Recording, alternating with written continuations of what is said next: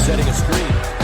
Because of physical play, although Jordan Taylor just got caught with a moving screen. Izzo's dying for a moving screen. It's that dreaded moving screen. Welcome, everybody, to another edition of the Moving Screen podcast. I'm Brendan Quinn from The Athletic, here with Dylan Burkhardt of Hoops, following another weekend in the Big Ten, which means it was just a bloodbath across the league. Everyone pretty much just beating the hell out of each other on a regular basis at this point. Michigan coming off a loss at Iowa. Michigan State coming off a home win against Wisconsin. I was there on Friday night for that. So we have much to discuss here, but instead of we're a few days removed from both of these games. We're recording this Monday afternoons. So we are instead going to try to take a little big picture look at both teams and kind of do a what's best case scenario, what's worst case scenario moving forward for both Michigan and Michigan State. And then we'll talk a little Big Ten hoops on the back end of the show. Dylan, how's that sound to you, man? That sounds great. It's it finally feels like Big Ten hoop season when it's snowing outside. It's really feeling like the dreads of winter here. Teams are stuck in airports. It's the way God intended it to be in this league. I'm really thankful that I went to Michigan State instead of Iowa City this weekend. According to all reports from Cedar Rapids Airport, things did not go smashingly well for Michigan's travel party, but they made it back intact. We think everyone who covered the game made it back. I don't know. I haven't checked in with the Daily kids, but hopefully they're as far as we know, they're home and okay and accounted for somewhere. Before we cut into the actual show, we've got some business to attend to here. If you are not subscribed to The Athletic, I'd encourage you to go check things out. Have a couple projects coming up. Have a story from today, kind of mapping out Michigan's course in the Big Ten, kind of where things stand and where things could go. So take a look at that. Have a story on Rocket Watts from Friday night. He's getting better, it seems like, with every game right now, and could be big things ahead for him. So had a little conversation with him the other evening, and that story's up on The Athletic now. Dylan, what is cooking on Hoops? I have a story up today that's probably along similar lines to what you wrote about, just making sense of what Michigan losing at Iowa means, what comes next, and how important the upcoming stretch of schedule is. We'll probably talk about that quite a bit in the pod today. And then finally have a week with 2 games, so there's going to be a lot to unpack, and we'll be covering all of it. Terrific. So this week's games, Michigan State Thursday at Indiana. And Michigan is hosting Penn State on Wednesday. I will be, I believe, at both of them. And this will begin a 6-game and 8-day 5-city stretch. So it is. The season is alive. Big time for you. Let's get going. Are you coming up for Penn State? I have to see my schedule. Not sure yet, but potentially. You're a very busy man. Got to keep everyone happy. There you go. All right. So let's start off with Michigan State here and talking best case, right. Worst case. Obviously, the Spartans alone in first place in the league, 6-1, just ahead of course, as we all predicted, Rutgers and Illinois at 5-2 each, followed by a whole pack at 4-3. But Michigan State, I think it has, for all the consternation early and trying to figure out, they're underperforming, they're this, they're that. Lo and behold, here we are mid-January, and I think it's pretty clear that they are at least the favorite in this conference. I think you could certainly make the case that they're also the best team, top to bottom in the league, and probably project out the best. Ken Pom has them finishing the league 14-6. I think that'd be good enough for a at minimum a share. I would imagine that would be an outright championship if anyone finishes with 14 wins. What are you thinking here?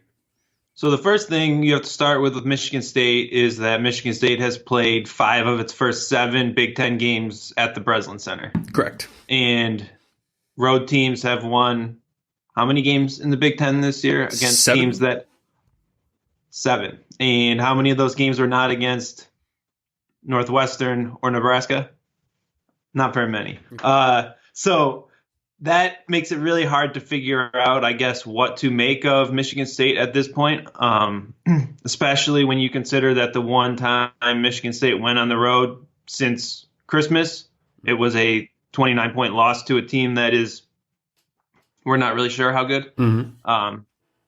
That is my first pause with Michigan State. And it's sort of, there's so many teams in the league who, there should be some adjustment in one way or another based on how the schedule is, but you can't really determine how big that adjustment should be until you see how they perform in some of those other spots, right? Yeah. So if a team is just losing on the road but hasn't played at home, you're not going to know how much better they are until they play some of those winnable home games. For a team that's just winning at home and is barely playing on the road, you're not going to know how good they really are until they go and play some of those average road games, right? Mm-hmm. So for Michigan State, that's the big question. And if you think about a 14-6 finish, that means that they would go 8-5 from here on out, which I don't think feels like what you'd really expect for a runaway favorite, right? Like, do you think they're the favorite in the conference? I think they are the favorite because I'm not really sure who is going to. There's no team I really like that would win a lot more games than 11 or 12 in the conference right now. Right. I just am not sure. I don't think we can say for sure how far over 11 or 12 Michigan State could get right now. Mm-hmm. At the end of this week, I think we might know. Like these 2 games this week, Indiana, Minnesota on the road, those are the kind of games that will tell you if Michigan State is like, are those games will say a lot about what this team is for me.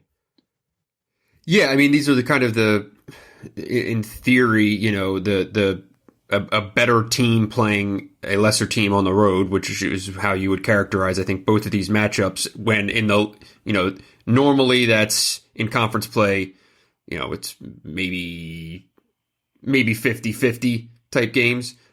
This year, though, it's just been this runaway of home wins, which is, I've been trying to imagine, is this going to return to the normal, or is this just the way it's going to be all year? Like, I have to imagine there's going to be some counterbalance to what's been kind of, at this point, it's becoming like historically strange what's happening in this league. Yeah, well, is it historically strange for the best team in the league to only play 2 road games in the first month of the season? Like, that's a big part of it, right? The teams that win on the road are usually the best teams in the league, and the best team in the league hasn't played any significant road games. It's kind of strange, right? But that's only one. Everyone else has played. Like, I think 5 or 6 teams have played 4 road games. Michigan's played 5. The teams that have played lots of road games are very similar teams, I'm saying. So if teams that are ranked around the same spot are generally going to probably lose when they play the other on the road. You agree with that? Yeah.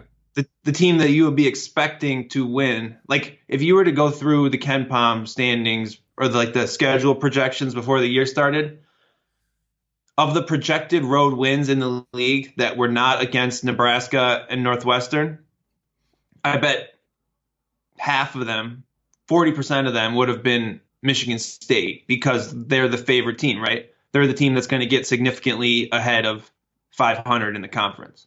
So the fact that they're playing so many of their road games later in the year means that that helps some of the road numbers early in the season. You agree with that? Yeah. I mean, one thing is, I do feel like teams that are, or should be, or however you want to phrase it, be better than a lot of the teams they might be playing on kind of an average night in the Big Ten are just, Maryland's 0-3 in league play on the road. I feel like in a normal year they would have grabbed at least one or two games. It's Maryland's not better than any of the teams they've played on the road. Who have they played on the road? Penn State, Iowa, and Wisconsin. I don't know, man. I think if you put Maryland and Penn State on a neutral court, Maryland's probably a better team. By an insignificant margin. I'm just saying all these games that would have been like 50-50 are going to the home game and our home team. And my question is, all of these teams there's this massive pack, right? You've got Michigan State, a pack, and then Nebraska Northwestern. All of these jumbled games, I feel like at some point there's going to be more road wins just based on the law of averages. Like, the league itself is not going to be 80% home wins by the end of the year. My point is that the team that you're expecting to get a lot of road wins has not played a lot of road games, so the numbers are skewed even more because of that. If you just said Michigan State's above the pack, so if the team above the pack isn't playing, like Michigan State is winning games at home by a margin that means that they should win, not regularly, but more often than other teams on the road. You agree with that? It's not like Michigan State's winning close home games. They've beaten good teams by significant margins at home. Mm-hmm. Illinois by 20, Michigan by 20, Minnesota by 16, right? So that means they should win on the road, and they're going to play 8 road games left, right? So they're going to win a lot of those games, and that's going to skew the road numbers back in the way that you expect, I would say. And what's kind of interesting is, and good news for Michigan State fans as well, it's going to sound daunting that, oh man, they've played all these home games, so all these road games are on the back end. It's not like they're, according to the numbers at least, Bartorvik's remaining strength of schedule in the league. I looked it up earlier today. I think they're like 8th or 7th or something like that. Like, it's not. They do miss a lot of the better teams in the league, at least by the numbers. I do just kind of feel like this team, because Xavier Tillman, Cassius Winston, the pieces that they have, they know how to. I do think this team knows how to win games. Will at least be able to be, it can go. How many road games left do they have? 8. 8? Like, I think it's reasonable that they can go 4-4 in that. You maybe drop a home game. Yeah, 14-6 sounds right to me. I think like worst case scenario, because since this is what we're doing, would be, it does drop some of those what I would consider like a coin toss road game. So you're at Wisconsin, you're at Michigan, so every road game other than Nebraska. Yeah, and even that, that's what we talked about before. Like, Nebraska's going to pick one or two teams off at home over the course of this year, and kind of throw a wrench in things. Already have. Yeah, like Michigan State in Iowa. You got to avoid that. But the second to last game of the year is at Penn State. If you lose all of those and go 3-5 in those road games, or even 2-6, that to me is kind of, because we know they're going to take care of business at Breslin. And the home schedule is Northwestern, Penn State, Maryland, Iowa, Ohio State. I don't see any of those teams going into the Breslin and winning. To be honest, the teams that have gone into the Breslin and won recently have been teams that you wouldn't see doing it, right? They've been almost like letdowns more than a good team. If you look back to like the Indiana game. Yeah. Those kind of games. So maybe there's one of those, but I think that the Michigan State worst case has a nice floor, because I don't really see, given how hard all these other teams have had winning at good teams on the road, I have a hard time seeing a team go and winning at Michigan State, who's potentially the best team in the league, right? So I think the floor is pretty well established by those home games that are left on the schedule. I think there's a case, you could make the case that their worst case scenario still involves a share of a Big Ten championship. Not for sure, but it's hard for me to see them going 11-9. I just don't see that. If they instead are, a 12 or 13 win team, what, like you said before, which of these teams could possibly get out to 14 or 15 wins, right?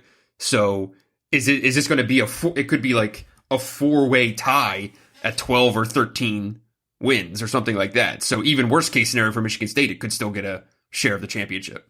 Yeah, I do think I think that. So last year it was at 16 games. This year, I think, I would say Michigan State probably ends up, 13 could be a share, I would say, based on unbalanced schedules and everything. I haven't looked at it that closely, but I agree that their floor comes close to other teams' ceiling, if that makes sense. Yeah, no, I agree with that. And they got this massive head start, 6-1 in the league, thanks in part to the schedule. But at the same time, on the road in the Big Ten, Michigan State won by 5 points at Northwestern and lost by 29 at Purdue. We don't know what.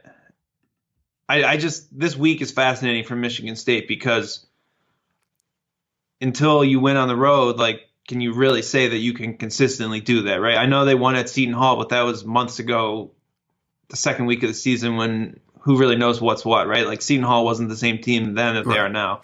Sure. And I got a lot of. So first of all, can I just say one thing? I just go out trying to go to the grocery store today, minding my own business on Saturday afternoon. Okay. And I'm just getting blown up on my Twitter feed about my bad takes about Seton Hall. So yikes. Not by me. I didn't blow you up. No, a lot of credit for Seton Hall, 6-0 start. They look really good. But we can be a little easy on the takes here. I mean, I'm sure I've said worse things on the podcast, but we'll see where they end up in the NCAA tournaments. I think it was more. I don't think it was that you said it. I think it was that you said it very adamantly. I did, and I was feeling really good about myself around Christmas time. But now they're the best team in the Big East by a pretty wide margin. So kudos to Kevin Willard and getting it done without his power forward, whose name I struggle to pronounce. Mamushvili? Right? Yeah. There you go. So I just wanted to throw that out there. That was very nice of you but it's way too early to. I wouldn't digest that crow quite yet because they could go winless. I wouldn't be surprised if they went winless in February and completely bottomed back out all over again. But right now, yes, I'm sure what you said is on their bulletin board in the locker room there. So doubt that. So, but on Michigan State, when we talk about going on the road the rest of the way, it is worth noting that they do have, I'll say, 2 of the 5 best players in the conference, right? Sure. That seems. This is a program that's gone 16-4 on the road the last 2 years in the Big Ten.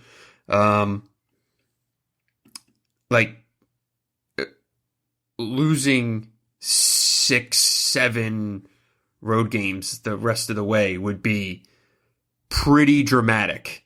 All things considered, big picture. I mean, Michigan State could lose 6 road games the rest of the way and still have the best road record in the conference at this point, right? It's not impossible. So, I mean, we're talking about how hard it is to win in the Big Ten. You have to make that point. The fact that that's the whole talking point. Michigan State's barely played on the road. Yeah, I agree. It definitely frames, the situation that they're in. But it's also I don't think that their 6-1 record is anything that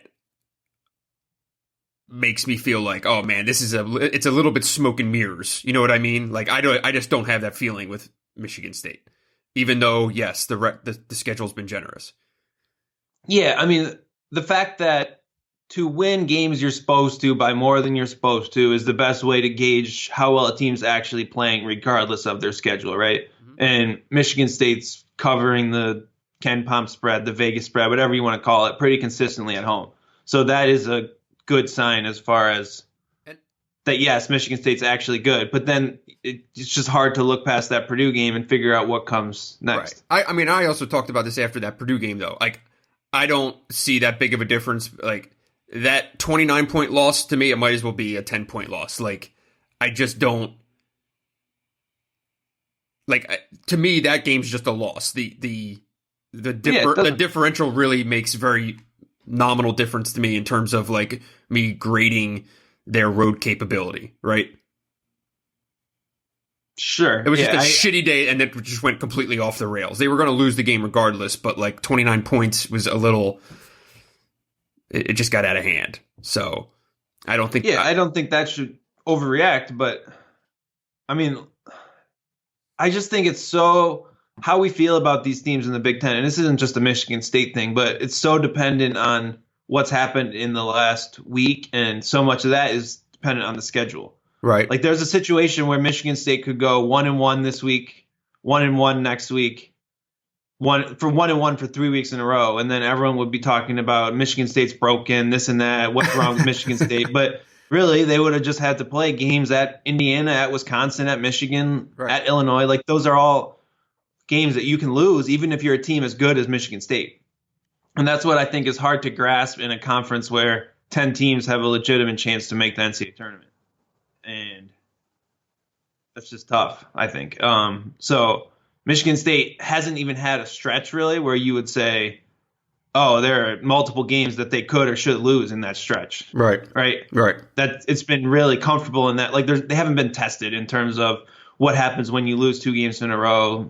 That kind of stretch that impacts any season at some point. So their next 5 before playing at Michigan on Saturday, February 8th. The 5 games before that are at Indiana, at Minnesota, home against Northwestern, at Wisconsin, home against Penn State. They will be, I would imagine they will be favored in all 5 of those. That Wisconsin game could maybe be like Wisconsin -1, but they will, for the most part, be favored in all 5. What would you think? What do you think they go in these 5 games? And because that kind of sets up that next rivalry game. Probably 3-2. It sounds right to me. That would put them at 9-3 in the league going into the Michigan game. That sounds right. I think you would lose. I mean, the home games are cushy. It just comes down to how many of those road games. And Wisconsin has been particularly tough this year. Indiana just seems like a tough spot, and for some reason, Indiana had. But that also is a great spot for Michigan State as far as Indiana won twice last year. I'm sure that's going to be a point of emphasis in a way that maybe it wouldn't be otherwise. But you got to remember, like, Michigan State coming in could help make the season for a team like Indiana or Minnesota, right? These are teams that are going to be somewhere near the bubble, and there's Q1 wins, and then there's like Q1 wins. Absolutely. And this would be the kind that you put on your resume and you say, look, we beat them. And you don't want to have to do – neither team actually gets to play Michigan State on the road. So this is their chance, really, to get that one big win. And, both buildings are going to be jumping when those teams come in. That's a great point. And it's because it's going to be that way every game. I feel like that's where Michigan State, having the experience it does and having a point guard like Cassius, comes in handy big time. That it's going to take a little bit to overwhelm. They're going to lose games, right? They're going to have bad nights. I don't know how many times they'll be overwhelmed by being on the road, but they are. They're going to get everyone's best shot the remainder of the way. And we'll talk about this more when we talk about Michigan, but like that Michigan State game for Michigan is shaping up to be huge. And it's for exactly that reason. If you compare a win over Michigan State with a win over Gonzaga, like that's, I don't know what's going to happen to Michigan the rest of the way, but like if those are the first 2 lines of your resume, it's going to be pretty damn good. And not a lot of teams in the country will be able to kind of match up with 2 wins of that caliber. So, but the point you're making that, a team like a Maryland, that's got to have it, right? Penn State on the road late in the year. That's going to be just a monster game, I'm sure, for them. They're going to be right on the bubble, and it'll be a complete zoo. That's a good point. I think there's a chance they go 4-1 in this 5-game stretch, but 3-2 probably sounds right. Let's talk a little bit about NCAA tournament picture. I think this team it has 2 seed written all over it to me. I have not looked at my late January bracketology, and I mean, it's really hard to tell given how many Q1 games every team in the Big Ten has to play, right? Like, Michigan State wins out, they would be a 1 seed. Sure. Right? I mean, it's just, like, we look at results that happen in November and December, and most Big Ten teams are going to play twice as many important games in the next month and a half as they already have this year. So everything you've done, you have the complete opportunity to change based on however it goes, right? Michigan State is routinely going to have an opportunity to pick up wins better than all but one of its non-conference wins every time they basically take the court on the road in the Big Ten. So you have to keep that in perspective, and that can really change what we think about a NCAA tournament resume quickly, right? You win 3 or 4 road games, well, those are going to all be Q1 wins for the most part, and all of a sudden like most teams in the country don't have those kind of opportunities outside the Big Ten. There's a couple teams that are in the top 30, top 40. Instead, the whole Big Ten is like a top 40 game every time you take the court. Every time. It's unbelievable. So that's tough, and it's brutal to play in and keep momentum in, but it is great for the NCAA tournament seeding opportunity, right? Yeah. So I think it's too early to say. Like, sure, they have a chance to be a 1 seed if they go 15-5 and then win the Big Ten tournament. I don't know how they wouldn't be a 1 seed. Absolutely. I just think fifth, like I said, to me, if I had to put a gun to my head, I'll say they get to 14 wins, they win the Big Ten, and if you're you could very well make the case if you win the Big Ten and it's by far the best conference in America that you get slotted on a 1 seed as a 1 seed based damn near on that, just for the amount of quality wins that you're going to have. But yeah, it's interesting because I just see very little fluctuation for Michigan State. Like, even worst case scenario, like we said, still doesn't get them down to slip into below a 4 seed. That's just, I don't see how that could happen. Whereas like a team like Michigan, which we're going to talk about, like there's 100 different scenarios in play, it seems like. Yeah, Michigan's playing with a different lineup than Michigan is. So there's a lot more variability in that, without a doubt. Yeah. Okay, so on that, let's jump over. We'll talk Michigan. Why don't you start us off here? You can set the table. Set the table. So it is hard for me to really make sense of what this Michigan team is. That's why I asked you to set the table. Thank you for that. It's just such a complicated picture right now, given how difficult Michigan's schedule has been, how bad Michigan's defense has been, how good the offenses of the teams Michigan has played are, and the fact that Isaiah Livers hasn't been in the picture, right? Like, Michigan doesn't have a bad loss. Mm-hmm. Michigan's 6 losses are to, I think, all top 35 teams or something along those lines. 5 of the 6 are on the road, but Michigan also hasn't really picked up a great win since Thanksgiving. So what are you going to make of that? I don't know. It's hard, right? The next month really will determine if this is going to be a team that is back to the kind of team that we were talking about in November, or a team that is struggling to get in the NCAA tournament down the stretch. Yeah. When you when you want to kind of step back and look at Michigan, you're right. You just glance at the standings; they're alone in 11th place. I feel like I wonder how I would like to know how people outside of Michigan look at Michigan. You know, I feel like we watch it so closely and things like that. And, you know, what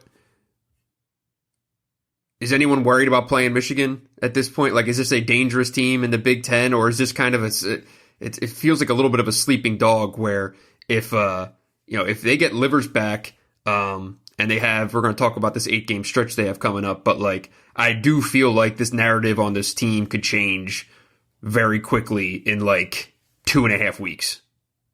Well, yeah, you say that we pay more attention. Well, yeah, people that don't pay attention, it's exactly what you say. They're going to say, oh, Michigan's actually terrible, this, right, that, and the rest.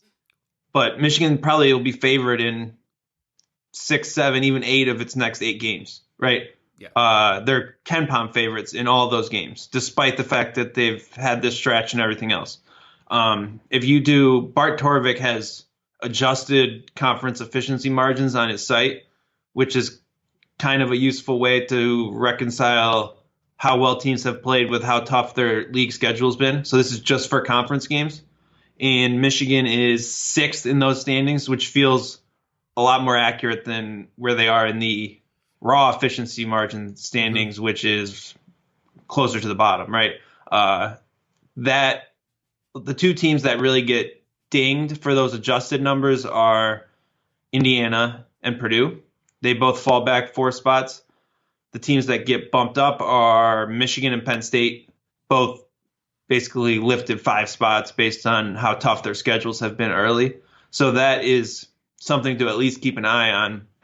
And it really speaks to the fact that Michigan is playing, as well as a lot of other teams, they've just played a much more difficult schedule, so they don't really have the wins to speak for it. No, I think that's well said. So let's talk about this 8-game stretch, okay? So upcoming here, starting Wednesday, they will play 5 games at home, 1 neutral court game, 2 games on the road.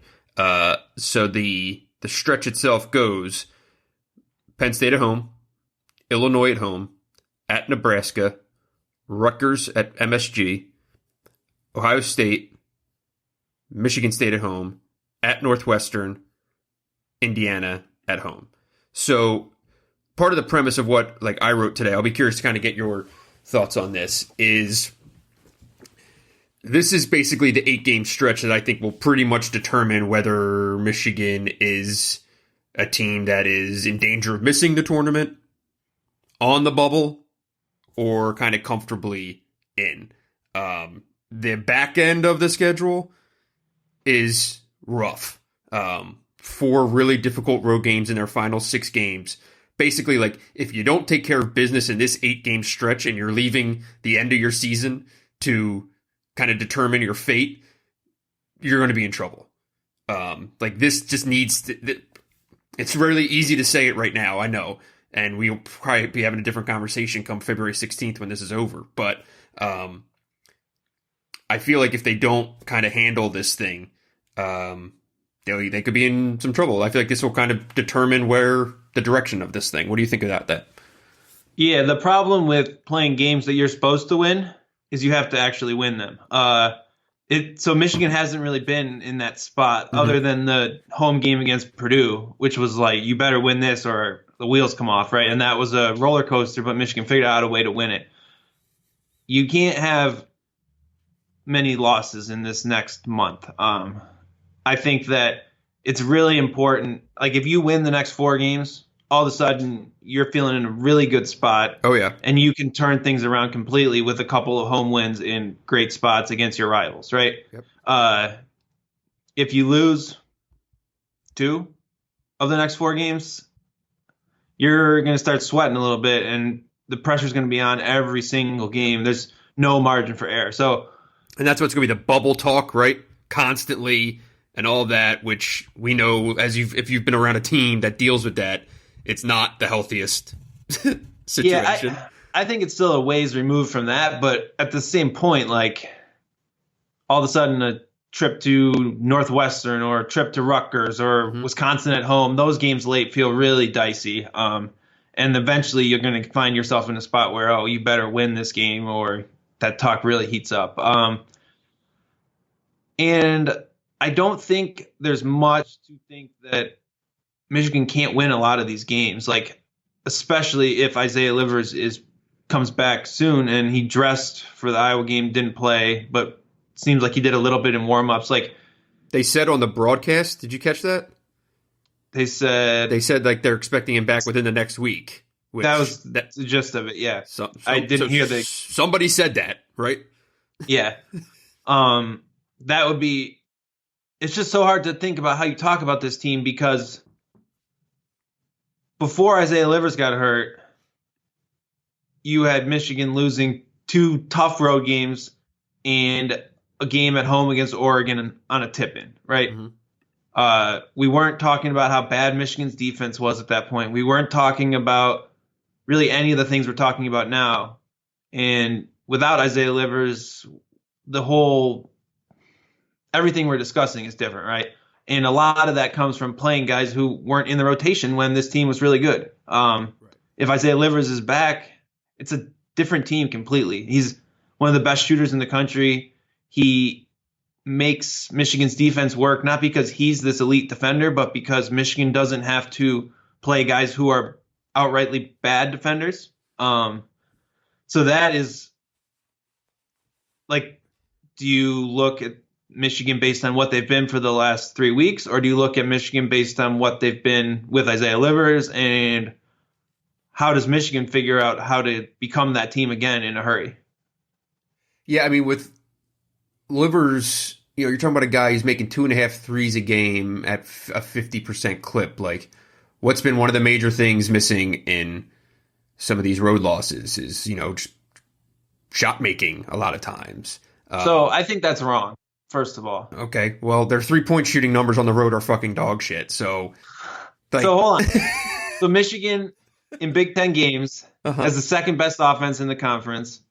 The top effective field goal percentage offense. I was going to get to the defense. Rate. I know, but their 3-point shooting's bad on the road. Yes. It's been bad on the road, right? But their defense has been so bad that it creates an expectation of offensive efficiency that's impossible. You're not going to win games if you're giving up 114 points per 100 possessions. I understand that. So, they could use Isaiah Livers' 3-point shooting on the road, right or wrong? Sure, but that's not the important part. I'm getting to defense. Defense, the fact that he is, like, I called him a linchpin in my story today, and it's the fact that all the defensive versatility that they would like to have in terms of if you want to go small, go big, do whatever, right? You want that to be dependent on the matchup, not what your rotation and roster allows. And when you have Livers, like, that ability to go small, go big, because you're moving him into multiple spots, it just gives them so many more options. Like, I don't think when Livers comes back, they're suddenly going to become an elite defensive team or anything like that, but they'll certainly won't just be woeful as they are now. Like, defense is still going to be an issue, I'm sure, to an extent, but just because asking one guy to solve some of these woes probably seems like a lot, but maybe a little overly simplified. But I mean, he does answer a lot of questions, and I think he when they are doing the scouting report going into certain games, they're not just going to be kind of scratching their heads as much as what to do when you at least have him, because he also plays 35 minutes a night. So there are a couple things. First off, it's not about Michigan suddenly going to become the best defense in the Big Ten with Isaiah Livers. It's that Michigan won't be the worst defense in the Big Ten with Isaiah Livers. What you say about versatility is interesting because I think pretty obviously Michigan is not really handling what it's doing without him all that well. You look at the Iowa game, and Michigan just didn't really match up as well as I think it could have matched, like lineup-wise, against Iowa. Iowa played almost half the game with a small lineup with Joe Wieskamp at the 4. But instead of Michigan playing small when Iowa went small, and playing Brandon Johns against Kriener when Iowa went big. Michigan played Johns against Wieskamp, who he struggled to guard, and Austin Davis as another big man when Iowa went big, and again struggled to guard it. I think that there's really a argument to be made that Michigan should have played Franz at the 4 whenever Wieskamp was at the 4, and played Johns at the 4 whenever Kriener was at the 4. And that would give more minutes for David DeJulius and just really seems to fit better, right? Like you have both of those guys in matchups that they can handle more effectively instead of guys who really struggled to defend on both sides of the court. So Michigan hasn't handled Livers being out well, but Michigan also handled the rotation pretty well when Livers was in. So that might be a moot point if whenever Livers were to come back. So you talk about that versatility. It's not even about moving him around. It's just that he is that versatile where you don't have to try to change things up, right? Right. You're fine with Isaiah Livers on the court if Wieskamp's at the 4 or Kriener's at the 4. And Isaiah Livers is basically always on the court. So that basically fixes the problem that Michigan was struggling to deal with over the last month. Yeah, I mean, it seems like they're constantly trying to kind of plug holes here or there, or like steal minutes here or there with lineups or whatever it may be. I'll be curious to see, once he does come back, how hard it's going to be to not just immediately, not to just leave him out there, because you imagine they're going to want to kind of gradually get him back into the lineup. I have a feeling once he actually steps on the court, it's going to be like, let's just see if you can't get in solid 32 minutes tonight. But we'll be really curious to see this week. I would not expect a forthcoming update out of Tuesday's press conference from Juwan Howard, but it does seem like the fears of this thing being a Karis LeVert situation or something way worse than has ever been let on does seem to kind of be dwindling, right? Yeah, I mean, the fact that he dressed seems like signs of progress. Although I'd also point out that I think Karis LeVert randomly dressed for games during that season when we would sit out there and wait for him to walk out of the tunnel every game. Remember that day in... Karis LeVert came back, played a game against Purdue, played pretty well, and then everyone expected that he was back and then shut it down. So that was a whole thing in itself. But I think we should talk a little bit about how well Michigan has played offensively, considering some of the lineups, everything else. Sure. The fact that this team has the second best offense in the Big Ten is pretty impressive. The fact that they're not turned over, obviously it's Iowa's defense, but Michigan ran really good stuff. They got a lot of really clean looks consistently, and they shot, I think, 68% on twos in that game. I mean, so Juwan Howard's offense really does work, and if they can figure out a way to play some kind of defense and get Isaiah Livers back, that's a good combination as far as upside, because Michigan shot the ball well from three-point range in non-conference play. So if that 29.5% that Michigan's shooting in the Big Ten creeps up, the defense creeps up, all of a sudden you're looking at a team that could rattle off a few wins in a row, I think. Yeah, the looks that they're getting on cuts to the basket and just some of the actions that they're getting. And it was great seeing Franz Wagner. What was that one play early where he just kind of cut down the middle of the lane and Teskey fed him on that bounce pass, and he had a head of steam going to the rim and could finish there. And being able to use a guy like Franz in sets like that, just with his length and size and athleticism, the fact that he can go up and over, right? He's a guy who's willing to go up and dunk the ball and isn't going to stop short and put up some floater or anything like that. They're drawing up stuff, and they've got guys who can finish it. And if you bring in Isaiah Livers back and the offense is getting as comfortable as it is, and you plug him into some of these spots, I think the offense is already exceeding expectations and can get even better. Yeah, you mentioned Franz, and I pulled his splits for a story I wrote today. So the first 6 games of the year, he averaged 7.7 points, 2 turnovers a game, shot 22% from three-point range. Over the last 7, he's up to 12.6 points per game, 40% on threes, only 1 turnover per game. So he's basically really turned into the offensive player I think everyone thought he could be. His finishing's gotten better. He's playing with more confidence. He had a couple of really good takes in transition, a great pass ahead to Brandon Johns, and a couple of little hesitation dribbles. Right. He's doing a lot of the things that I think, at least I expected him to do based on what I saw on film. And the fact that his three-point shot has come around is a big part of that. But I think that was also pretty expected given that his shooting wrist was broken for a month. So you would expect a little bit of rust in that sense. But the fact that now he's doing these other things offensively could be really interesting, especially when you have Isaiah Livers on the other wing and you can space the floor even more effectively. And he's starting to get a little, whatever word you want to use, we'll quote Beeline and go with swag or whatever. Like, I think he kind of wanted to play with a little attitude early on, but it was really hard when you're just missing shots all over the place or turning the ball over. But I think more and more, you saw it some in the Iowa game, right? He's kind of shouting. He gave the crowd the little quiet sign. Like, I think that's good. I think it's good for this team to have a little bit. He's had no trouble talking since he stepped on the court in the Bahamas.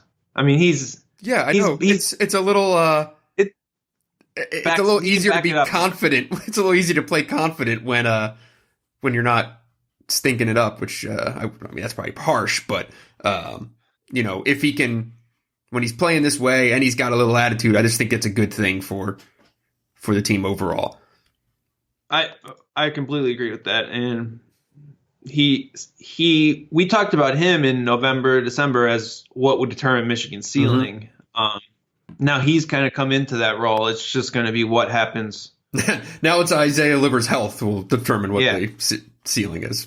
Funny how that goes. And despite all that, I think there's still defensive concerns for this team, even with Livers. I think you still look at transition defense and defensive rebounding as big issues that Livers isn't going to necessarily fix. I mean, Livers' defensive rebounding numbers have been down this year already, so he's not going to come back and just be a magic fix there. And the transition defense, again, and those are things you have to emphasize. Same as giving up free throws all the time. Michigan is second to last in the Big Ten in defensive free throw rate. These are all things that I think are going to come down to some more emphasis in practice, figuring out how to get the job done there. And that is going to be key. I mean, starting against Penn State, who has one of the better transition offenses in the conference. I will say I do think Livers can help address especially the transition defense, in that he is athletic, he can get up and down, but also he's one of the primary communicators on the team, right? He's one of the bigger voices. Point. He's experienced. He's done this. When they're in transition and he's sprinting alongside Franz Wagner, I'd rather have him telling Franz where to go as opposed to Brandon Johns, right? I think in that Michigan State game, they would have still lost that game. But having a guy like Johns, forget scoring, forget all that stuff, I don't think the transition defense would have been quite as woeful as it was that day. Yeah, Johns has improved a lot, but I think he's improved to the point where he'd be really good playing 18 to 22 minutes off the bench. And he's trying to be stretched into a little more than that, and I think that's tough. You're asking him to focus on so many different things instead of come off the bench, do this one thing, play a hard 4-minute shift. So that's kind of a gift and a curse for Michigan. It's a problem that it's caused a few losses, maybe you could say. But the good thing is that I think it has accelerated John's development a little bit. I think that's fair to say. I mean, I think that if this team makes noise later in the year, we'll point to this time as, that was beneficial for Johns to kind of finally have to swim, right? Kind of on his own. So, but a perfect example of what you're saying, he played 28 minutes in the Iowa game this week. The first Iowa game, which I think most would agree was probably his best showing of the year, was 18 minutes, right? And it was exactly what you were talking about. He kind of came in, high energy, rebounding, running, finishing when he can. He didn't worry about, trying to do too much. He just kind of let the game come to him. That's ideal Brandon Johns, not 30 minutes. Not yet, at least. Maybe at some point. Yeah. But, that's not him right now. And that's the perfect difference. It's kind of shown there in those two games, same team. It's a great point. So this 8-game stretch, do you have a projection? Projection. It's hard. It's really hard. I mean, it's you had me give a projection on a 4-game stretch on the last one. Now you want an 8-game stretch. Who the hell knows what could happen in a month? I don't have a 8-game projection, but I'll say Michigan goes 3-1 over the next 4. Okay, that's fair. And I would not be shocked if it was 4-0. I wouldn't at all. The tricky one is at Nebraska because like, bad things can happen there. I think the Rutgers game at MSG is basically a coin toss, and it'll be, I would imagine, a split house. It should be a great game, and I know a lot of Michigan fans are really pissed. It's all Ward Manuel gave up a home game, which is hilarious. That like you think Ward Manuel took this home game from John Beilein is pretty funny. John Beilein wanted to play a game in New York every year, and he took this. He accepted this game. You would disagree with that? I do not know the inner workings of how Big Ten Day is constructed. This way, this game wouldn't be on the schedule if John Beilein didn't agree to it. This game could have, if Michigan wins this game, it has a much more significant impact on its resume than it would have at Chrysler. So, yep. If it would be I would assume, I don't know exactly what the net ratings are, but it would probably be a Q2 game at home, and it would be a legitimate Q1 game on the road or at Madison Square Garden. Michigan is very good at Madison Square Garden and has been really good in New York City for years now. 9-0, dating back to 2012-13. The fact that Rutgers is actually good is just going to motivate more Michigan people to go to the game, too. I think there will be more buzz about this game than there might have been if it was Rutgers a few years ago or whatever. I think there'll be more buzz about this game than if it was just Rutgers at Chrysler. Well, yeah, it's obvious. So, yeah, I mean, that's Did you give a prediction? No. You keep throwing me out here to give predictions and just hiding and talking about scheduling. The 8-game stretch, I would guess. 8-gamer. Yeah, Go. of course. I'll say 5-3. I don't think Michigan feel good about 5-3. Well, sorry. I wouldn't either. I think the over-under is probably 6, 5.5 or 6. Yeah. But it's tough. Worst case scenario is probably 4-4. Yeah, that's best case is probably 7-1. Asking for 8-0 is a bit ridiculous. I'd say perfect world is they go 6-2 or 7-1 and pick off Michigan State. I mean, if you go 7-1 and win one, so if you split the 2 rivalry home games, I mean, I'm of the opinion you shouldn't lose games at home. Like any home loss is a bad loss, but even if you did go 7-1 through this stretch, you're at what, 9-5 in the league. Is that right? Yeah. Mm-hmm. With 4 of your last 6 on the road, that's brutal. But you're in the picture, right? Like if Michigan goes 7-1, all of a sudden people are talking about Michigan as a top 5 seed, 4 seed, right? Yeah, something like that. It's hard to say, but you put yourself in the opportunity to play games that matter down the stretch, right? Yeah, I mean, and those. So you just brought up those 4 road games in the last 6. So that's Rutgers, at Rutgers, Purdue, Ohio State, and Maryland. Those 4 teams are combined 42-2 at home this year. Now that includes bye games, but nonetheless, it kind of goes back to what we were saying earlier that they need to build their case in these 8 games, and then hope that you can kind of hang on at the end and play well, right, and get a couple wins, steal one or 2 of those road games, and finish strong. Here's a random nugget that I don't know if it means anything, but I kind of went down a wormhole today and ended up looking it up. So they're 2-4 in the league, and I was trying to wonder, how how much do you weigh that? How bad is that comparatively? And just for shits and gigs, for anyone interested, this is in my story today. So of Michigan's 28 NCAA tournament appearances in program history, it's only had a losing record through 6 games in the Big Ten twice. So that was 2016-17, when they opened 2-4 and then finished 10-8, and then 2010-11 when they opened 1-5 and ended up being 1-6 and then finished 9-9 in the league. But now let's go toward, so since Big Ten expansion in 2014-15, the league has produced 33 tournament bids.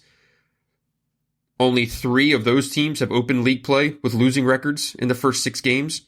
That was last year's Ohio State team, which barely got in as an 11 seed, and then 2017 Michigan and 2016 Wisconsin. They were both 7 seeds. Now, obviously, the 20-game schedule will make this more common, but like there is something to be said for when you dig yourselves a hole, man. It's tough, you know. Like it's easy to sit here and say, "Hey, 8 games, they can just go 5-3 or 6-2 and kind of fix all this, and that's all well and good." But like sometimes slow starts to the year, you know, do spell out to it's going to be hard to make the NCAA tournament.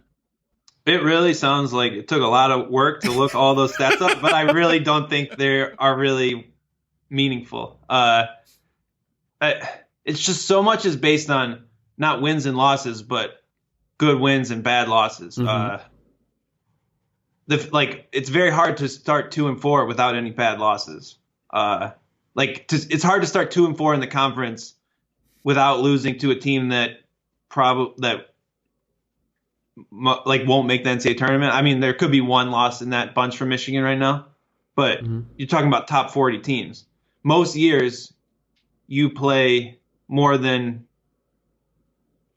teams that aren't NCAA tournament teams in the first 6 games in the league, is what I'm trying to say. Mm-hmm. So I think it's sort of a unique thing just about how Michigan's schedule is set up. That A, they played 4 of their first 6 games on the road. Mm-hmm. B, they're all against teams that are at least in the NCAA tournament picture. And how many times has that happened in the Big Ten, right? So the win-loss thing can be kind of skewed, right? Like I think you could have multiple teams this year that have a losing record right now that make the NCAA tournament. Right. So State, a lot of people would also say State, people would also say that teams that aren't that good start 2-4 in the league. You know? What's that? I said a lot of people would also just say that teams that aren't that good are teams that start 2-4 in the league. You know what I mean? But that's wrong. That's what I'm saying. It's based it's not on the necessarily schedule, wrong. When you say that they are losing to, you know, that there's no bad losses, well, that also means that those teams were then better than Michigan. No, because they were away. They're on the road. That's what I'm saying. That the fact that all of Michigan's games are on the road, but good teams also do win some road games. It's not just like every team doesn't win every home game and lose every road game. And I understand how the Big Ten is shaping up this year. I'm also just saying that like losing games, they do, even if it's on the road, like it's still a loss. Yes, but your stat doesn't take any of that into account. Your stat is more about how unique Michigan's schedule is than how anything that has to, like, you know what I mean? My stat was only just a very random historical, hey. And you asked if I thought it meant anything, and I was saying, no, it doesn't. Okay, then. So we have that. This has been a very contentious episode of The Moving Screen. We're going to need a sponsor to who wants animosity. Like so KenPom tier A, tier B games. Uh-huh. So basically top 50, top 100 caliber. Michigan's first 6 games have all been tier A, which means they're top 50 caliber adjusted for home and away. Yes. Michigan State, how many of their games do you think have been tier A? You can't look, you gotta guess. See you looking at your screen over there. I have 2. I don't know. 1. Right. Okay. So I guess how do you the team's record doesn't mean a lot to me right now as far as what they've been able to do in situations where so Michigan now is going to play 3 B games in a row. Those B games are where you have to see what Michigan is, and we don't know, and we're going to find out in a hurry. Right. I just don't see what the record has to do with it at this point. Does that make sense? Okay, I mean, if you just wait, sure, that's fine. So we will have, let's see. At one point does the record count to you? At what point does the record count? I mean, the record only counts to decide who's going to be the regular season champion, right? Mm-hmm. I mean, and even then, it's flawed stat because the schedule's so imbalanced. But I'm fine with that. I don't like the record in conference is not going to determine who makes the NCAA tournament. There's going to be teams in the Big Ten that have worse conference records and get in the tournament, and teams with better conference records that don't, because the selection committee looks at the actual resume and what you did, not your conference record. So, I mean, the record matters for who wins the league. It doesn't matter for anything else. It doesn't matter how good a team is. Okay. So there are a lot of talk this weekend is on the number of NCAA tournament bids for the league. Oof. I've seen some say 12, which is crazy. I just can't imagine that happening. The record is 11. That was in the 16-team Big East in 2011, I want to say. So 11 teams out of a 16-team league is a lot different than 12 out of 14. I don't know if I could see 12 being reasonable, but 10 sure as shit sounds doable. What do you think? Yeah, so the teams on the edge, we would say right now, are probably Minnesota, Indiana, Illinois, and Purdue. Those are probably the most bubbly of the teams in the picture. You agree with that? Say it again? Minnesota, Indiana, Illinois, Purdue. Yeah. Right? Sounds so, right. If 3 of those teams get in, the Big Ten gets 11 in. So if you think 2 of those teams get in, which seems a little more accurate, that's probably around 10. I think 9 or 10 is probably the number. And I think 9 is probably the final number, but I think 10 is a real possibility, and 11 is in play. I think 11 is definitely in play. 10 sounds right. At this point, it would almost be disappointing if it's 9. Right? Yeah, you're not wrong. I mean, considering the situation, considering the position that the league has put itself in, it would be, it'd be a bit of a disappointment. But and other leagues don't have a lot of depth like the Big Ten, so it's going to be really hard or interesting to see how the committee sorts through some of that. Is it mediocrity or is it balance, right? Like, no one can win on the road, but you think everyone's pretty good, and the computer numbers are going to say everyone is good because the non-conference numbers say that everyone's pretty good. Like, Big Ten teams are just going to rack up more quality wins than most other leagues because that's going to be every game. If you look at, like, any Big Ten team's team sheet, they have the upcoming Q1 games upcoming. It's just like it goes off the bottom of the page, right? So it's going to be, it's almost like when you used to talk about like the Missouri Valley or whatever, like gaming the RPI, and then all of a sudden all their games, it's sort of like that, where like the league is in this point where it's going to accumulate resume metrics pretty quickly. I mean, you're talking 12 of the top 50 are in the net? Sounds right. It's crazy. Indiana's at the bottom at 49. Like, if Indiana finishes 8-12 in the league, it's still going to have a better resume than like the second best team, the second place team in like the Atlantic 10. Well, yeah. You know what I mean? Like, that's, and the whole element of this 20-game schedule working out as well as it has for the league is probably also an underappreciated fact at this point. The other thing to keep an eye on, the ACC usually gets a lot of bids. There are 3 teams in the ACC that are safely in the NCAA tournament, and there's no other teams to really get excited about in that league. Yeah, I mean, you NC got that, State, like, Syracuse, Virginia, Virginia Tech. Yeah, right. So the ACC could be a 3-bid league. And what does that do for the rest? Like, someone has to take those bids. Yeah, I mean, I don't think it's going to be a 3-bid league, but Which of those teams are you going to just say is getting in the NCAA tournament?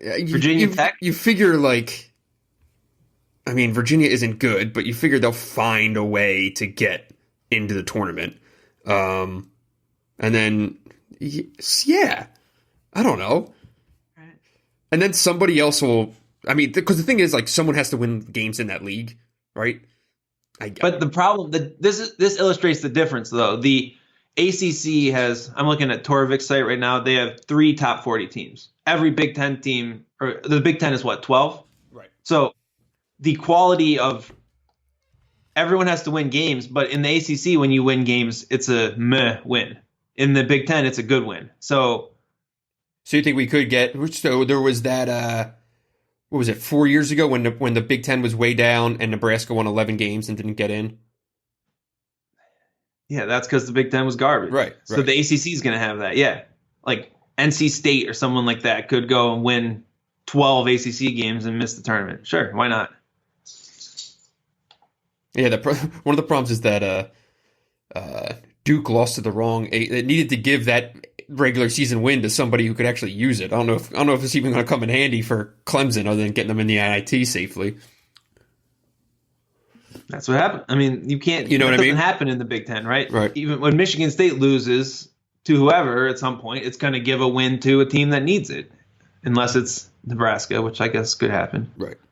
I would still say between Virginia Tech, Virginia, Q's, I don't know, Notre Dame, someone is going to go and string together some wins and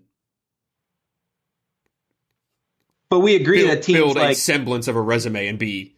I find it really hard to believe. There's no way the ACC is only getting 3 teams. That's just not happening. all right, give it 4. That's still a really low number for absolutely, the ACC. Absolutely, right. And like you But now think a team like the only Minnesota is better than them. The only other league that's really going to do what the Big Ten is doing is the Big East, where Butler, Seton Hall's in, Villanova's in, Marquette will probably get in, and then you would imagine Creighton. out of Creighton or DePaul, one of those would make it happen. So Yeah, the Big East is similar. right, maybe your boys from Providence can make a run. They've been playing well. I know they have. So I'm going to say 10 bids for the Big Ten when all is said and done. That sounds right. You gonna pluck a miss for us here? You gonna tell us a team that won't make it? Oh, I like it. All right. I'll say Indiana. Oh, took mine. Sorry. Do you want to take the other one or should I'll throw one out that might be controversial. Penn State? That wasn't gonna be my pick, but Illinois. Wow. I know it's like the time to rah. Illini are back. I think they're ranked 21st. Mm-hmm. They have they're 5-2, but they still have, let's see, how many Ken Pom games where they are still going to be underdogs this year?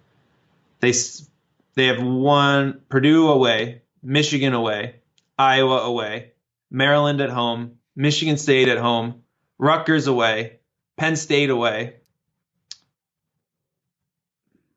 Ohio State away, Indiana and Iowa at home. And what did Illinois do in the non-conference? That's right, nothing. Right. So do you think... So one of the first thoughts that popped in my head was, okay, possibly, but I kind of like the fact that Illinois' defense is as improved as it is, and it's not relying on some junk style to go and win games. Do you think that its defensive improvements are as much because of scheduling, or do you think that that's real? Well, let's take a look at who this vaunted Illinois defense has played against. I did not call them vaunted. Maryland away. Maryland's offense has been just awful. Yes. Michigan away. Michigan at home. Michigan has had some difficulties shooting on the road, as you alluded to earlier. Yes. Michigan State away, and the defense didn't play well. Purdue at home. Purdue's offense has been atrocious. Wisconsin is not the most offensively gifted team around. Rutgers, offensively limited. Yep. Northwestern, offensively limited. Is anyone in the Big Ten good at offense? Minnesota, Iowa, Michigan State, Michigan Ohio State has been decent in offense. Those are your good offenses. Gotcha. Have those teams played Illinois? Well, a couple of them. Michigan State. Okay. But not Minnesota, not Iowa. Like, Iowa's just this shit-kicking offense that, like, until you play Iowa, can you really grade someone's defense? Because these guys can score like no one else. So I do think the schedule plays a part in Illinois. Yeah. And it's not like their offense has been particularly good. So I'm a little worried about that team, especially coming off a 4-point win at home against Northwestern. It's so their stretch, they're favored in one of their next 8 games on Ken Pom. Life can come at you quick, especially when losing streaks have kind of been your thing in the Big Ten over the last 2 years. True. So how do they handle that if that does start to happen again, right? And it's not even like if you lose at Purdue, Michigan, and Iowa, no one's going to say like, oh, you're a bad team. But the good teams are able to bounce back from that stretch, right?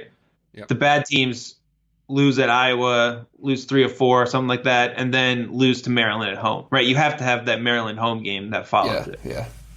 Yeah. So I'm going to say Indiana, and my second team will be Minnesota. And it is for damn near close to the reasons that you just said for Illinois. I just think Illinois is a better team than Minnesota, although Oturu's a freaking beast. But Illinois, nothing in non-conference. They have a win over Clemson and Oklahoma State. So not nothing, but damn near close to it. They also have a road loss at Utah. You want to talk about a team that, like, you look at their losses in the Big Ten are at Iowa, at Purdue, at Michigan State, at Rutgers. Like, I don't know. I don't know. I don't know what to make of Minnesota. When I look at the remainder of their schedule, I see 8-12. And there's just not enough meat there that I think gets them in the tournament. And their guard play scares me a little bit, and Richard Pitino scares me a little bit. What do you think? Michigan State at home, huge game. That's the game they need to win because that will buy you some capital that will make up for your non-conference. You could get to 8-12 without that, and then I think you're looking at out. But if you get to 9-11 with a win over Michigan State, you might be in. Just considering that you'd have to win a few games, but they still have 8 road games? That's not right. Is that right? No. 1, 2, 3, 4, 7 road games. No, 6. 6, whatever. I can't count anymore. It's been a long podcast. But do you think the Big Ten tournament is essentially going to be?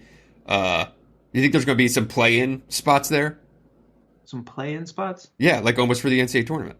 Oh, yeah, I would assume so. The way the league sets, I mean, think about this. There's you could have a team like on Wednesday the bubble games, like real on Wednesday. Yes, definitely. That's what I'm just thinking. Like you could get just like a monster Minnesota Indiana game at noon in Indianapolis on Wednesday. That's like no. It would have to be a team. It's going to be one team against Nebraska. One. Oh, right. Because it's 11, 14, and 12, 13. You're right. But the Thursday games should just be played in Dayton. Yeah. I mean, those are the playing games. That's right. Because the 4 double buys will be well in and obviously safe, and everyone else, it's going to be blood on the floor that day. My God. It's also going to be a brutal tiebreak to figure out who plays on Wednesday, I'd guess, right? Like there's going to be you could have a tiebreak determine who plays on Friday or Wednesday, potentially. Right? Like if you have enough teams tied around 500, it seems unlikely, but could be crazy. I think, do we finally see a team Like the last couple have obviously been Michigan, Michigan State on Sunday. Do you think this is a year we see a team come from further down and win the Big Ten tournament? That's a good question. Yeah, because I feel like beyond... God damn, I don't even know who's going to finish like second or third. I have no idea, what this thing is even going to look like. But I would definitely expect there to be like, one of those 6, 7, 8, 9 seed in the championship game. I could see it. Makes sense. Just based on the way the league is set up. Do we want to talk a little bit about Ohio State? Sure. And what is going on there? That's another thing people like to drag me on Twitter for.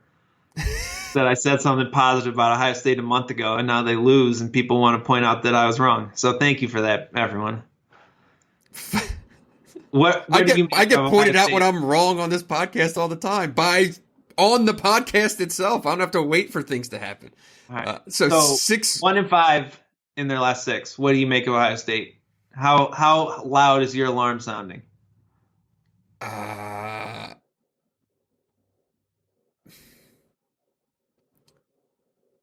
It's not shaking the house, but it's certainly making some noise. I do think Ohio State is going to figure things out.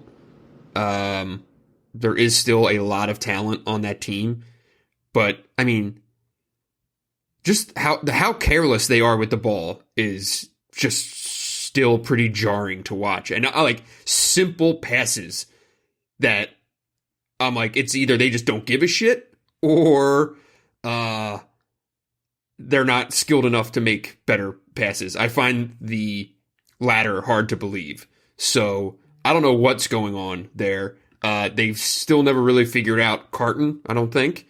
Andre Weston's been playing great, and that's about it. What do you think? Yeah, so to quote you on Twitter on Saturday, Ohio State is an absolute mess. So that was not nearly as harsh as your criticism here, but it's also January 20th, and we've seen teams play like trash and then look normal in February, right? I think they did the opposite of figuring out DJ Carton. Like it seemed like they were going to figure out DJ Carton, and they hit the wrong switch, and he is broken. Yes. His numbers in the Big Ten are just a disaster, and it all came right after that Kentucky game where it was like, all right, this kid is here. He's going to go on and run through the Big Ten. And the only thing that makes me worry about that is like, why? And it's not like he just forgot how to play basketball. His turnover numbers were never good, but they've just gone completely off the rails. And I don't know if there's some kind of friction there or something that isn't working, but that's a little scary, and that can be a hard thing to fix. But also, it's a very similar situation to Michigan where they've only lost one game that you would say they should have won, right? Wisconsin at home, and Wisconsin is just a bitch to play against. Like, that's going to happen. Right. But West Virginia, really good. Maryland away, hard game. Indiana away, tough game. Indiana is the only one that really kind of irked me, and it was just because they were coming off a 3-game losing streak, and Indiana's not very good. And it wasn't that they lost, it was that they played like trash. Like if you lose a 1-point game in Indiana, fine, but they were terrible. The team that's supposed to have 14-1 runs against Indiana is Indiana. So when you're letting that happen to you and blowing the game away, that's not great. They did let that slip away. But I think it comes back to what I said before. It's about how you weather these stretches, right? Like now you have Minnesota at home, at Northwestern, Indiana at home. You win 3 in a row, you're 500 and going about your business. If you are actually fracturing as a team, that's when it becomes a little scary, I think. Yeah, and, everyone's going to sit here and focus on their offense, but beyond Michigan and Penn State, Ohio State's right there in terms of teams with major defensive issues in the league. It could be a product of who they've played, obviously, like we've talked about, but it seems like nobody's talking on that team. Like watching Ohio State in some of these games in the stretch, it looks like there's a team where there's something going on that we don't know about. That's what I'm worried about. You got suspensions going. You got guys who just like visibly don't look like they are connected on the court. Like that, you just look, you can read body English and facial expressions. I don't know if there's whatever, right? There's anyone who's been around a college basketball team has seen things that, don't make it into public eye having major effects on teams, from anything from girlfriends to home issues to guys who just don't get along. Like there's some roles, frustration, right? Like right. There's something going on with that team that I do think they are talented enough to overcome it once they figure it out. January 20th is exceedingly early in the season in the big picture. But yeah, I mean, they're hard to watch right now. I mean, they have 4 dudes shooting better than 40% from 3 in Big Ten games, and they're just like falling apart. The turnovers are really bad. The fact that they only shoot 46% on twos is pretty crazy, considering they have that floor spacing ability. They have a good big man. Right. There's some worrying signs, I think. And this is the time when, like, you can talk about you're only 2-5 because of your schedule now, but if you're 2-8, you're cooked, right? So the time is now to get it figured out in a hurry. Yeah, and I don't even like the crazy thing is that they're the only team in the league that's particularly good at shooting threes, but they totally nullify it by having this horrific 3-point defense where, like, this is a bad shooting league. For as good as the league is, amongst all conferences, it ranks 19th in league-wide 3-point shooting. 28th in conference games. In conference-only games? 31.1%, which is 28th out of 32 conferences. Wow. So, and for the season, it's 32.9. Or at least that's what it was on when I tweeted this on Saturday or whatever. Only when I tweet as of this date, only 3 Big Ten teams were shooting over 34%, which is pretty crazy. Ohio State, meanwhile, is allowing conference teams to shoot 39%. So teams are making shots. They're playing like shit. And that's how you get to 2-5. Turns out that 3-point shooting does not lead to success in the Big Ten. Northwestern is 3rd in conference 3-point shooting, and Nebraska's 4th. Yeah. So, Big Ten rewards. It does go fighting in the paint, not making threes. The league itself does very much go against much of modern thought about where the direction of the game is going. 3-point shooting's way down, and meanwhile, it's like 1985 with all these big men in the league, like all these true centers. It's a very strange league. Interesting point. The Big Ten ranked 28th in 3-point accuracy last year, too. Wow. So maybe not as crazy of a phenomenon as you're used to. It was 2% higher, but that was with the other line and this and that. But right. I was just curious, like, how much that number's changed over the past. So surprising a bit. How far back can you go on that? I can go every year you want. Let's give it to me. What was it the year before? 10th, 8th, 12th, 16th, 25th. Seems pretty random. Yeah. I assume that there is not all that much variance, right? Like, you're probably looking at a couple hairs of a percentage point between some of these leagues, right? So I don't know. It's interesting. It does feel crazy that half the league is shooting worse than 30% from 3 in the conference, but it's also just probably a product of playing really good defenses all the time, right? Most of the defenses in the league are top 50 in adjusted efficiency. So good defenses are just going to give you easy shots. Yeah. Before we get out of here, so you tweeted a list of Big Ten teams today. Oh, yeah. I want to hear the big reveal. So talk me through this. What do you have going here? I already tweeted the reveal, but that was sorted by that adjusted efficiency margin in conference play. So that's basically like the schedule adjusted efficiency margin, which is not kind to Indiana in last place. Shout out to the Hoosiers. I was going to say both of our sell high pick in this podcast to miss the NCAA tournament. That's right. That's very much right. Okay. God damn, we're at an hour and 24 minutes, so we should probably wrap this up. Well, it was a good episode, bud. Appreciate it. Yeah. It's good when there's a little heat. Got a lot of energy. The afternoon pod, bring the energy. It's not early morning. I drank basically a pot of coffee today. So, yeah, feeling good. But big stretch coming up. I'm looking forward to it. I believe here's a fun fact. Uh-oh. The only games that I am missing for the rest of the year between the two teams are Michigan State at Wisconsin on February 1st and Michigan State versus Penn State on February 4th. There's a chance, though, I switched that. Sounds like you're freaking biased to me, man. Well, why are you missing Michigan State? Here's the thing. Games? So on February 4th, I'll be curious for your opinion on this. So the February 1st, I'm missing Michigan State because Michigan's playing Rutgers at MSG, so I'm going to that. We will have, I think we're going to have someone at that game in Wisconsin, though, from the Athletic. But then February 4th, both teams are home.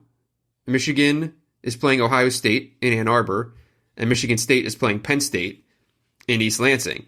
Now, beginning of the year, right, that would be a no-brainer. You go to Michigan, Ohio State. But if those two games were tomorrow, I think I'd go up to Michigan State versus Penn State. It's a better game.